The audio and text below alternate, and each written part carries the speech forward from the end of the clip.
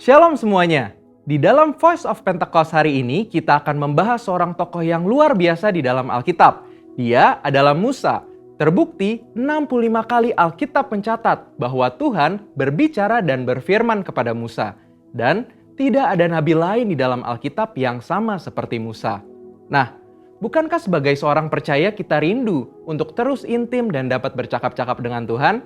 Karena itu, mari kita sama-sama mempelajari beberapa kualitas dari seorang nabi yang sangat menginspirasi dari zaman ke zaman secara singkat. Yang pertama, Musa memilih hidup dalam kebenaran.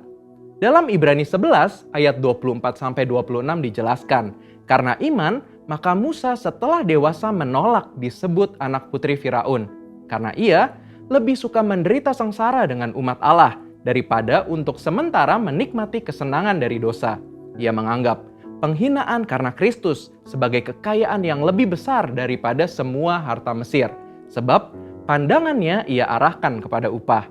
Yang kedua, Musa rela diproses Tuhan. Setelah Musa melarikan diri dari tanah Mesir, ia hidup dengan sangat berbeda di tanah Midian sebagai pendatang. Selain itu, Musa juga mengalami perjumpaan pribadi dengan Tuhan dan mengenal Allah secara pribadi.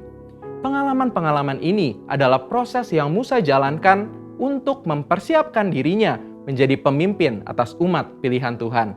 Musa meresponi perintah Tuhan untuk membawa dan mengajar bangsa Israel hidup dalam destiny yang sudah Tuhan tetapkan, yaitu menjadi bangsa yang sulung, yang akan beribadah kepada Tuhan dan yang akan melahirkan juru selamat.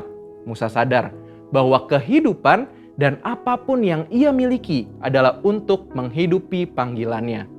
Yang ketiga, Musa taat penuh kepada Tuhan. Ketaatan adalah suatu ciri khas kepemimpinan dan gaya hidup dari Musa. Saat ia menerima perintah atau firman dari Tuhan, ia akan sampaikan kepada banyak orang. Dan setelah itu, ia pastikan agar perintah itu dilakukan dengan baik. Dalam berbagai kesempatan, Musa hanya mau mengambil tindakan jika memang Tuhan perintahkan demikian. Ini adalah suatu sikap penundukan diri yang luar biasa kepada Tuhan. Musa selalu menempatkan Tuhan sebagai pemimpin utama atas bangsa Israel, dan ia sebagai hambanya. Yang keempat, Musa selalu ingin adanya penyertaan Tuhan. Ketika bangsa Israel melakukan penyembahan kepada patung lembu emas, Tuhan memutuskan bahwa ia tidak akan berjalan bersama bangsa Israel ke tanah perjanjian, tetapi malaikat yang akan menuntun mereka. Apa reaksi Musa? Dia menolak untuk dituntun oleh malaikat, tetapi hanya mau dituntun oleh Tuhan. Musa bahkan menolak untuk disuruh berangkat dari padang gurun Sinai ke tanah perjanjian jika bukan Tuhan sendiri yang memimpin dia dan bangsa Israel. Musa menunjukkan bahwa bagi dia, penyertaan Tuhan adalah segala-galanya. Yang kelima, Musa mengejar hadirat Tuhan sekalipun ada resiko. Musa pernah meminta untuk melihat Tuhan di dalam kemuliaannya. Pada zaman itu, permintaan ini sangat beresiko, karena siapapun yang melihat Tuhan beresiko mati, karena karya salib Kristus belum terjadi. Pendeta Tommy Tenney dalam buku God Chaser menuliskan bahwa jika kita ingin benar-benar melihat Tuhan, kita harus siap mati. Mati atas keinginan duniawi, mati atas hasrat dosa, dan hidup bagi Kristus. Yang keenam, Musa bersyafaat bagi bangsanya. Salah satu tindakan Musa ketika Tuhan begitu marah kepada bangsa Israel yang melakukan dosa adalah dia bersyafaat bagi bangsa Israel. Bersyafaat artinya berdiri di hadapan Allah, memohonkan doa secara sungguh-sungguh bagi orang-orang tertentu.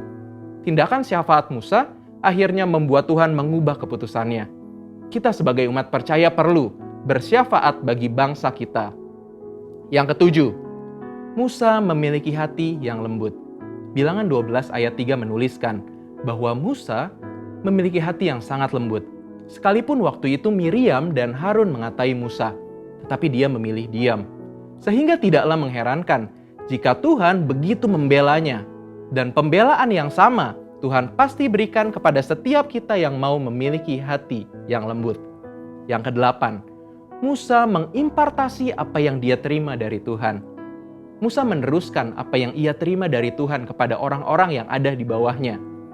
Musa mengajari Yosua semua hal yang telah ia terima dari Tuhan, termasuk mengimpartasikan kepenuhan roh untuk mempersiapkan Yosua menjadi penerusnya. Jadi, kita sudah mendengar kualitas Musa yang patut kita contoh. Kita percaya saat kita melakukan apa yang Musa lakukan, maka kita pun akan menerima berkat yang sama. Saudara, untuk penjelasan lebih lengkapnya dari tim teologi kami, jangan lupa buka link yang ada di atas atau scan QR code yang tersedia. Tuhan Yesus memberkati.